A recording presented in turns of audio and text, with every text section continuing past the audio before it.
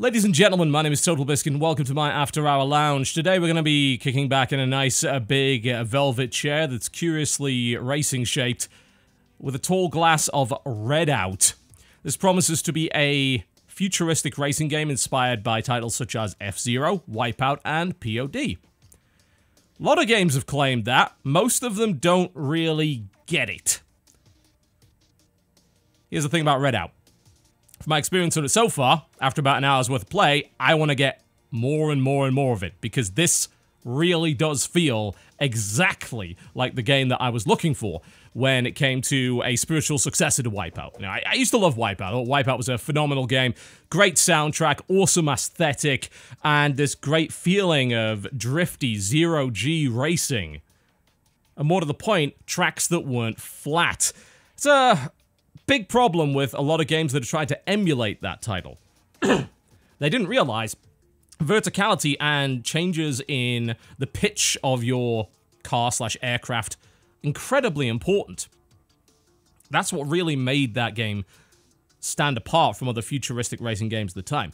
Redout seems to realize that. In fact, it actually almost takes it to a new level. So we're going to have a quick look at it, and I'll show you what's going on with it. So I'm playing this career mode at the moment. I have a choice of 6 different companies for my ship, and the ships also have different classes available. So eventually I'll be able to upgrade to Class 2, Class 3, and Class 4. As you can see, you know, they're all better ships, faster ships, with different models as well, and we can flip through the different companies here to see what they look like. Really cool designs, actually. A nice mix of the stuff that we saw in F-Zero with some definite Wipeout inspiration that's sort of clearly on display here.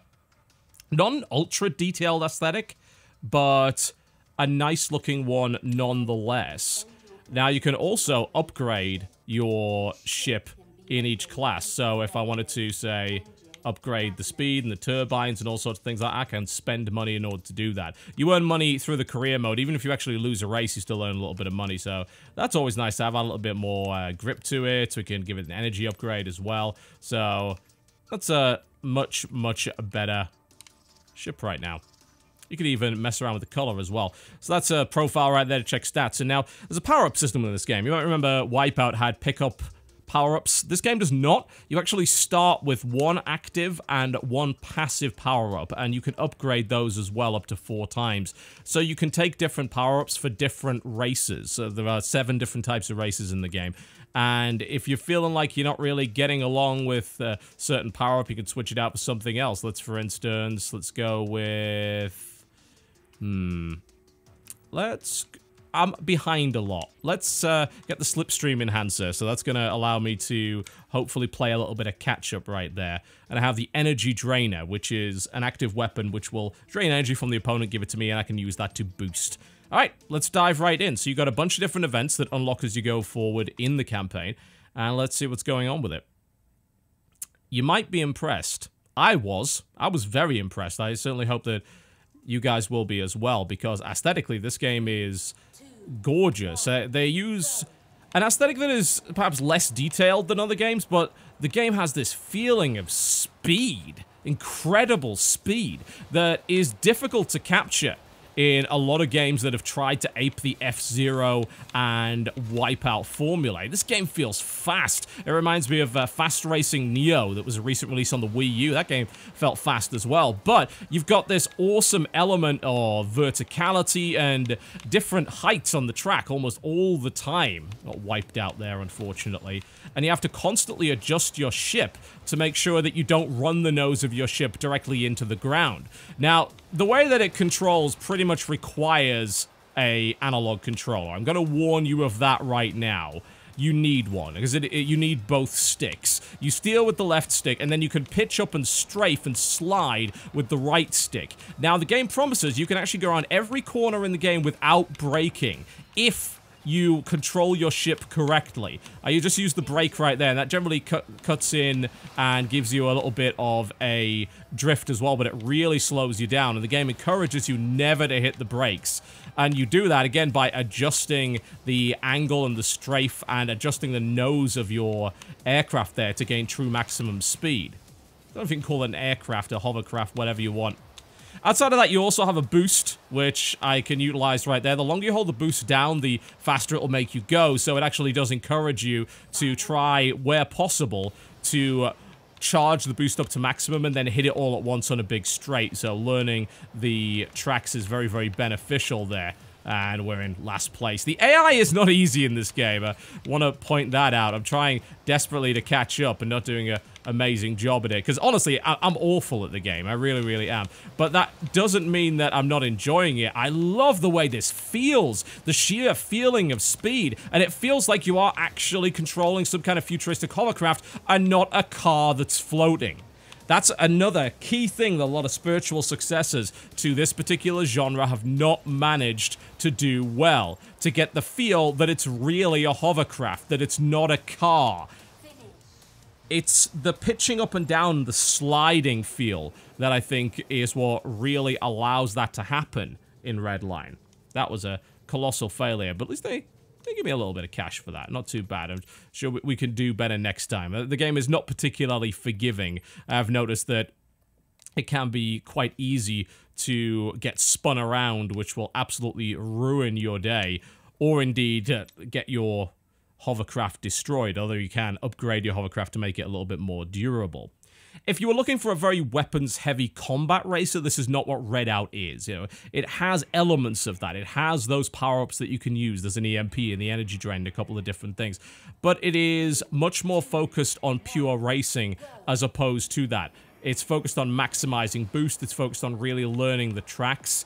And it's focused on figuring out the best way to allow yourself to slide through the corners using your momentum and your strafe without hitting the brakes, which takes a lot of practice. I run into walls a lot, and this game punishes you hard for grinding up against walls or even up against the floor if you don't pitch your nose up properly. But when you get it right, the feeling is phenomenal. There's this sort of mild euphoria I get from games that really nail the sense of speed well. And Redout is just that. It helps that the game runs incredibly smoothly at a super high frame rate. It's got a great view distance, and the aesthetic is colorful and neon and futuristic without overdoing the detail. And that probably really helps a lot. You know, the game doesn't feel busy at any point. It's very clear as to where you're supposed to be going, outside of the occasional weather effect that they'll throw at you just to make the game a little bit more difficult. The Cairo levels generally have a sandstorm that will kick in every once in a while, but it's such an awesome, clean, futuristic neon look that I absolutely adore. And once you get up to a full tilt, this is one of the fastest races that I've ever had the pleasure to play. This game kind of came out of nowhere for me, and it absolutely shocked me upon starting it up just how well they seem to understand what you're supposed to do when making a futuristic hover racing game. How to make it feel fast, how to make the craft feel like they're genuinely hovering, and adding a fairly high skill ceiling to it with the use of dual sticks to adjust pitch and strafe rather than just braking around corners. This is great. Like, this feels phenomenal, and it looks like it's loaded full of content. There's a lot of different cars to try out, as well as different upgradable classes for them. And, of course, there are 7 different race types, and I believe 75 different events that you can take part in, as well as, of course, online multiplayer. You've got a little bit of a leveling system right here, and now, as you can see, I can, if I wish, take a contract, which is going to actually alter the gameplay. It allows me to take a benefit, but I'm locked into something. So this will actually award me with a different power-up as I go through here, which I kind of like. We're going to accept the contract right there. There we go. So now I have to use the repair drone. That'll unlock it for me for free, I believe, without me having to pay for it, which is pretty great. Should we try that Frozen Speedway again? I think we'll give it a shot, certainly. This game is not one that I can find a huge number of flaws with so far, I've got to admit. Obviously, I'll probably spend a bit more time playing it because I'm really enjoying it, and that might result in me finding flaws later down the line, but this is one of those games that gives a hell of a first impression. It really does, and I was kind of setting myself up for disappointment with this because I have played games like this before that have said, hey, we're like Wipeout. You remember Wipeout? You remember how awesome Wipeout was? Yeah, well, we're trying to be that, except we didn't understand what made that great. This game really, really does. Track design is phenomenal. I think it may have more pitching and verticality than a lot of the Wipeout games, and it really accentuates that and puts a great deal of importance on it. And I have no problem with that. I think that's great. It makes the game a lot more technical than you perhaps otherwise would have expected. It takes a little bit of getting used to. You know, you can't just hold down the accelerator and steer. You've got to use both sticks, which can be a little bit tricky when you're trying to manage that and boost and power-ups. Now, especially if you want to use the key to, say, look behind and all that sort of thing.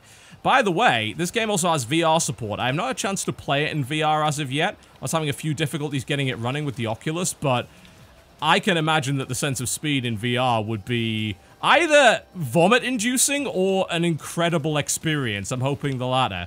It's got a great soundtrack coming along with it as well. I mean, it's hard to match up with the classic like Wipeout. I mean, Cold Storage's soundtrack for Wipeout in 2097, as well as the stuff that was included in Fusion and 3 later on. They were all great, but even on its own, you know, without a huge budget, this game has a nice soundtrack that really helps accent the pulse-pounding action. You know, and that's what it is. It's so fast and so much fun to slide around the track. The controls are just sublimely good. Man, I think this has got to be the best spiritual successor to Wipeout I have ever seen. It's certainly the closest, you know. I apparently need to replace the batteries in my controller, but it is certainly the closest. It is very, very good in its own right.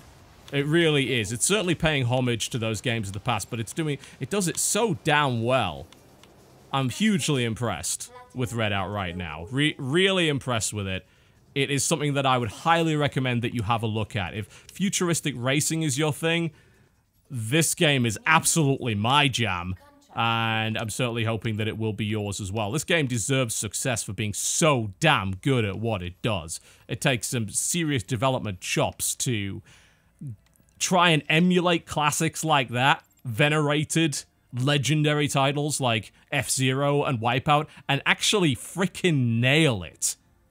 Man, that's wonderful. I'm so happy with this. This was such an awesome surprise for me. Really, really cool. So, keep an eye out for Redout, folks. It's coming out on September the 2nd, by which point this video should already be out. So, go and have a look at it. Especially if you happen to have a VR headset, this may very well be a game to look into. It feels like a really complete experience. It's laden full of content, and in terms of controls and that feeling of speed, it's almost peerless. Yeah, that should be a ringing recommendation. You know, this is a first impression. Of course, I've only played it for an hour or so. It may very well come apart at the seams 5 hours in. I don't know. But I intend to find out, because I'm enjoying the hell out of it. This is awesome. Absolutely wonderful. Redout, ladies and gentlemen. Go check it out on Steam. And it's out on September the 2nd, probably by the time this video comes out. My name has been TotalBiscuit. Thank you very much for watching. If you enjoyed this video, by all means, do feel free to click the like button. If not, the dislike button is right over there. The After Hour series is where I go in search of awesome indie games that have something really interesting to offer and share. Redout certainly qualifies. I'll see you next time.